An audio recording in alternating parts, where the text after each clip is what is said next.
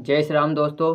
तो आज प्रेमानंद जी महाराज का ये मोटिवेशन सुनने के बाद आप किसी भी मार्ग में हो सफल हो ही जाओगे।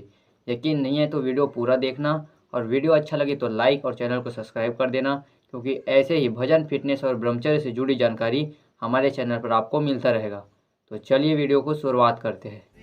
100 बार गिरेंगे फिर भी हम चढ़ाई करेंगे। इसका अभ्यास है हमको नष्ट करने का। तो आज से हम प्रण लेते हैं कि तू हमें कितनी बार गिराएगा।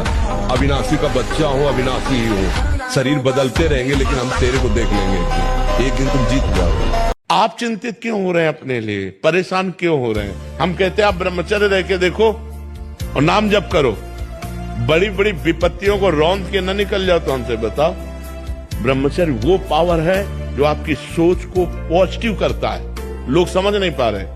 और ब्रह्मचर्यहीनता जहां जैसे जैसे आती जाएगी आपकी सोच निगेटिव होती चली जाएगी। निगेटिव सोच ही मृत्यु है और पॉजिटिव सोच ही जीवन है। अगर हमारा पॉजिटिव चिंतन है तो हम बहुत आनंदित रहेंगे दुख में भी।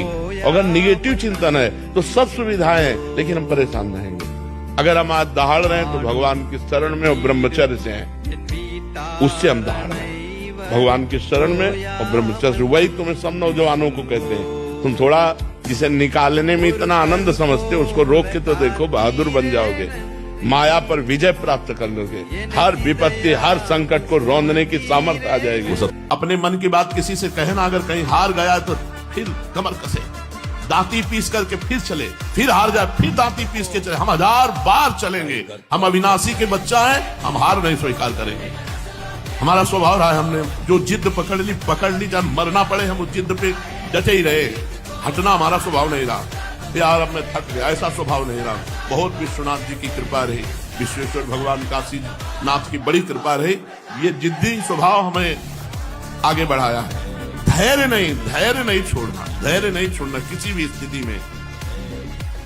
विफलता होने पर भी वैसा ही धैर्य रहना चाहिए। वर्ष के वर्ष बीत जाएं, देख लो, बहुत ध्यान से सुनो, आनंद आ जाएगा।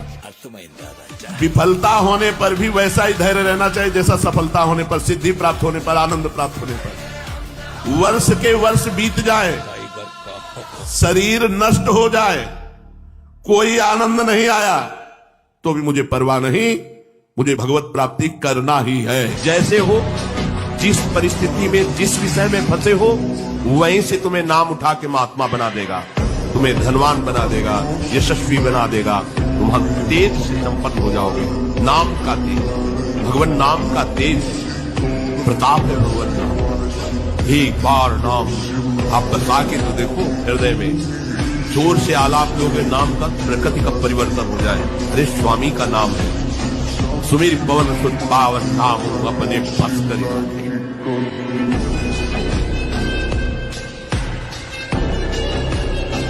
तो एकमात्र केवल राधा राधा राधा, पकड़ लो नहीं, हवा ही है जा रही। क्या दे सकते हो? आपके पास है क्या?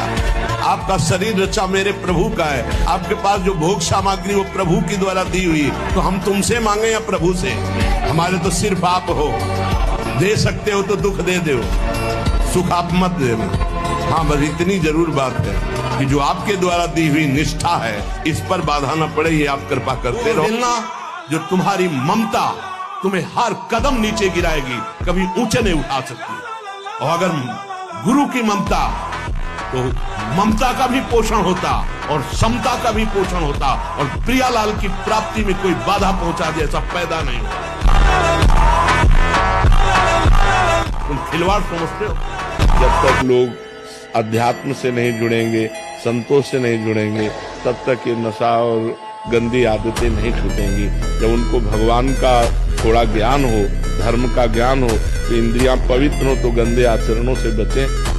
तो बिना अध्यात्म के सुधार होना बड़ा कठिन। मेरे प्रभु ने बिना किसी सहयोग के 1 सेकंड में अनंत ब्रह्मांडों को रच दिया। वो मेरी बात अगर संभालना चाहेंगे तो 1 मिनट में न जाने क्या क्या संभाल देंगे। आज नष्ट हो रहा, नष्ट होने, हमें शोक नहीं करना, परम परमार्थ नहीं। इस समय हमें जो रोल दिया जाए, देखो इस समय आप राष्ट्र सैनिक का रोल है। हाँ, अगर आवश्यकता है, हुकुम है, तो सैकड़ों की जान ले लेंगे। आवश्यकता है तो अपने प्राण दे देंगे। ये सूरवीरता कम न होने पाए।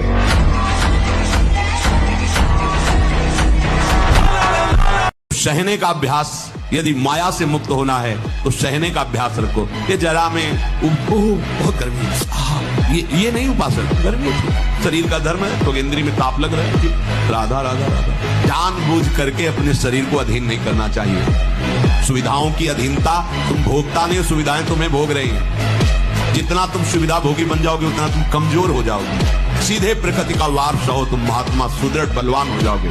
तुम्हारे आगे समर्थ शब्द लग जाएगा। जो प्रकृति के और विकारों के वेगों को सीधे सहता है उसे महात्मा कहते हैं, समहात्मा। जिसका सुख दुख समान भाव, किसी भी वेग की व्यथा से हृदय व्याकुल नहीं होता, वो भगवान को प्राप्त करने का अधिकार प्राप्त कर लेता है।